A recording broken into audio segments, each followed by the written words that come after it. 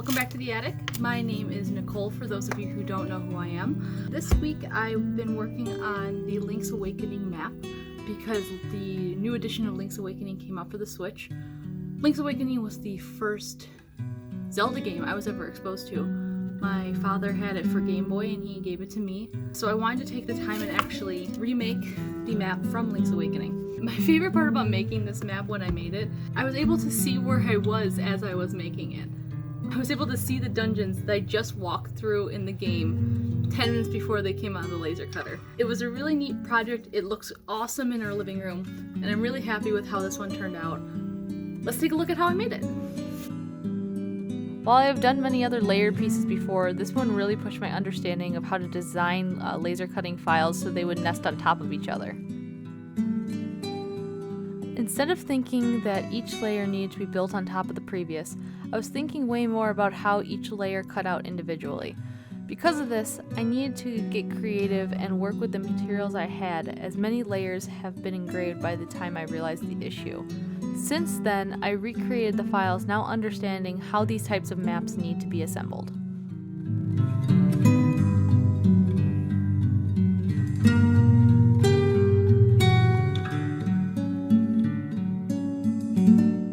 A lot of my projects are engraved completely from vector images.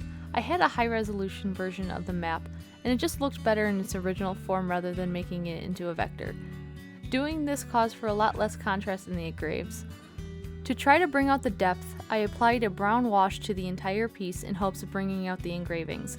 This allowed for the small details to be seen more clearly.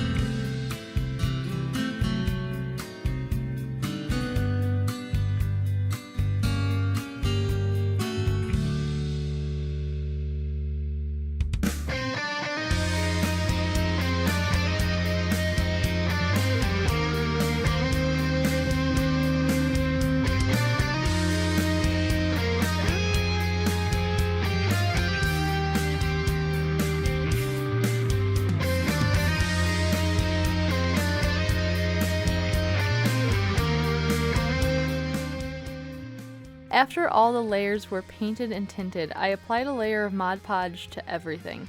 I needed to seal all the wood so air bubbles wouldn't come up through the resin, and I needed to add a protective layer for my darker wash to be applied. If I would have applied the dark wash to unsealed wood, the whole piece would have turned black. When the Mod Podge finished drying, I applied a black wash to the entire piece. There were still some sections that were not as vibrant in contrast as others. If I were to do this again, I would wait between applications of the wash, as there were some areas that did get a little too dark. Overall, I'm happy with how much detail is now shown because of the wash.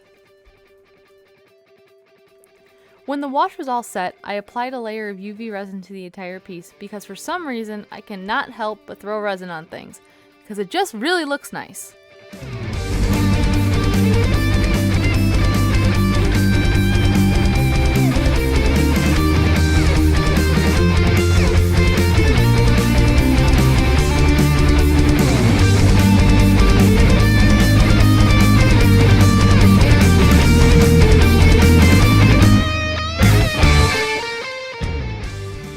When I was done with the map, it was very clear that it needed a frame.